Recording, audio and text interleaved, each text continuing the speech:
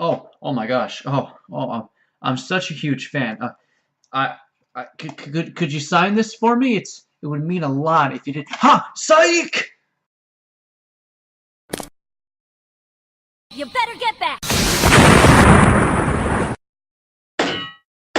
Just who the hell do you think I am?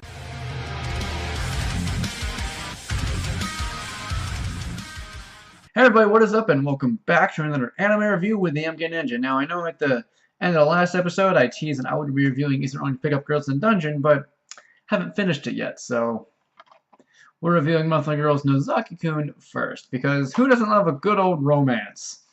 People with no hearts and no taste, but we're not going to talk about them. Instead, we're going to talk about Monthly Girls Nozaki-Kun, which is a really enjoyed and very sweet anime, from what I've heard and what I remember, but it's been a little bit since I've seen it. Does it hold up to my memories, or is this... I don't really have a good segue. I usually have like a clever segue, like is it this or is it this, but I don't have it this time.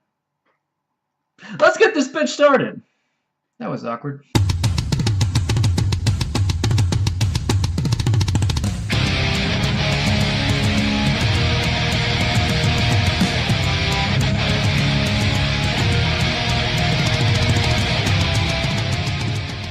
Chio Sakura has a huge crush on fellow classmate Nozaki, and when she finally gets the nerve to ask him out, she ends up messing it up and says she's his biggest fan. Only then, she ends up finding out that he actually writes manga under a female pen name, the same pen name that she follows religiously, so she ends up working for him and helping him complete his manga. Along with a few other friends, she ends up getting involved in a few romantic and hilarious antics. Okay, the main setup of the whole working for your crush is hilarious, but most of the other stuff is pretty standard romantic comedy. Hell, it even almost seems like it'd come out of an American romantic comedy. It's really standard. I mean, in romance, you don't expect this huge, like, epic, amazing story with twists and turns and stuff, unless it's like a thriller. But, I mean, it's just pretty bare bones, which is, you know, a little disappointing. But it is saved by the fact that, well, you see these people here? They're all hilarious, and I love all of them. Chio herself is a really enjoyable main character. She is just, like, so energetic and happy and not, like, naive or anything, but she's kind of, like, has really hilarious reactions to everything, and she's a bit over the top, but I really like that. She really contrasts with Nozaki's kind of very reserved, very laid back, and kind of blatant, blunt personality. Like, Chio is what you'd expect like a romantic character to be, and Nozaki kind of isn't, and I love that yin-yang they have going on. The banter they have together is really enjoyable for both romance and for comedy, and both of them are quite enjoyable characters. And then there's Mikoto. Or Mikoshiba. Yeah, Mikoshiba, Mikoto, whatever. Japanese names, man. But, he's hilarious too. I love how, like, he's kind of this flirt, but when he realizes he's flirting, he's like, oh my god, I just say that? And he is the inspiration for the female character in Nozaki's manga, which is just hilarious. Like, Mikoshiba is kind of that character you'd expect to see in a romantic comedy, only kind of flipped around, and he's kind of like he's kind of an idiot, but I can't help but love that. And Kashima is kind of she's really strange. Like, she's the prince of the school, because she has kind of a masculine look, and she's always flirting with other girls, like, you know, like, oh, you're so beautiful and such, and it's really, really funny. And then she gets, like, thwarted by Hore, who, like, always uses aggressive violence to, like, knock her down, and is like, no, you gotta pay attention and stuff, and stop being an idiot. And that's fucking hilarious. I love that. The relationship those two have is also really enjoyable. It's kind of romantic, but also kind of not, but it's really entertaining. Although my favorite character might be Seo. Like, she is a great best friend character because she is extremely aggressive and very over the top and in your face, and I love her voice actress in the English dub. Like, fantastic job. The English dub is also really, really great. Like, each voice actor sounds perfect. They're all brilliantly cast, and they all do a fantastic job. But Seo is the best, and she is the most entertaining, as she gives the best comedy, she gives some of the best character, and she has some of the best contraction. Because I feel like a lot of these characters kind of flip stereotypes on their head, even though they seem like they're stereotypes at first. Like, Seo has like this beautiful voice. There's another character who falls asleep to her voice, but then at school she bullies the shit out of him, and that's really funny too. And there's a lot of stereotypes like that that are just like, oh, is that what it's like? Nope, flip on his head. And I really like that. I really like that kind of like self-awareness that the anime has. That it's like, are we going for this? No, we're not. It gets a little predictable when you realize how. Okay, where's the twist?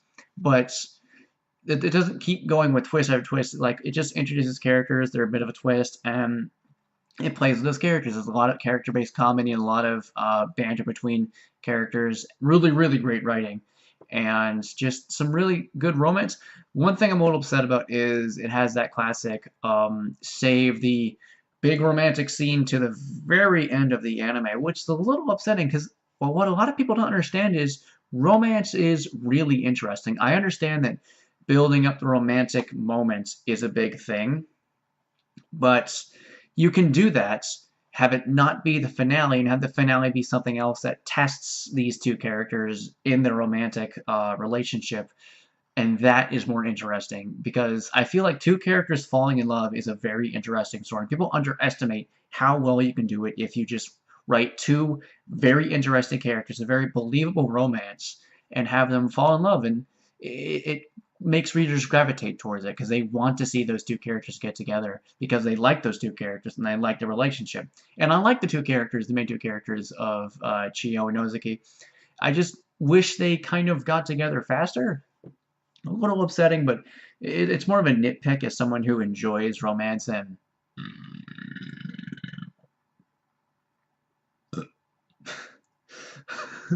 okay, that wasn't romantic at all.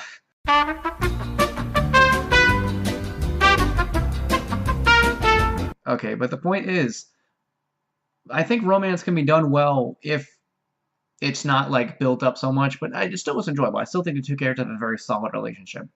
The animation is also really great too. Like, it does have that kind of first episode syndrome. If you don't know what first episode syndrome is, it's where an anime looks the best in the first episode, where like more budget proportionally went to the first episode than the other episodes, but the subsequent episodes still look really good.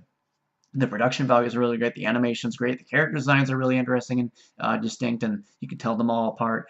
And as I said, the English dub is also fantastic. Each actress and actor do a wonderful job portraying their character, and they're all very enjoyable. I did not watch the Japanese dub, so I can't really say about that, but I can say the English dub is a very enjoyable time.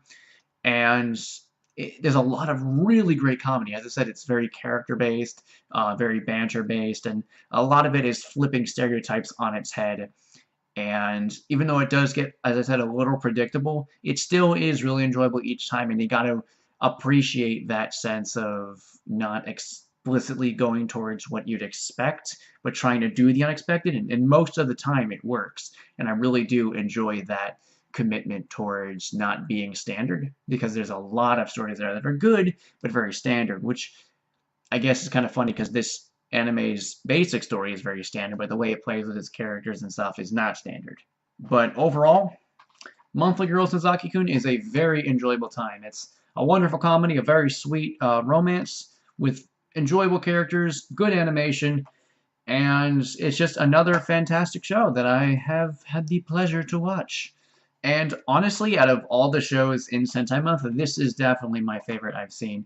I mean, I don't know what I'll have to say about Izuru Girls in a Dungeon, but this is my favorite because well, I mean, like, it's not my favorite Sentai Month or Sentai Filmworks anime out there, and that goes to Amagi Brilliant Park, because that anime is brilliant, which lives up to its name. But this is a very close second. It's very good, very enjoyable. Pick it up, watch it, and I'm going to give Monthly Girls Nozaki-Kun an 8.5 out of 10. It is just really enjoyable. I don't know if I've given 0.5. Did I give 8.5 to Amagi Brilliant Park? If I didn't, that anime gets an 8.5 too. I don't know if I did it or not.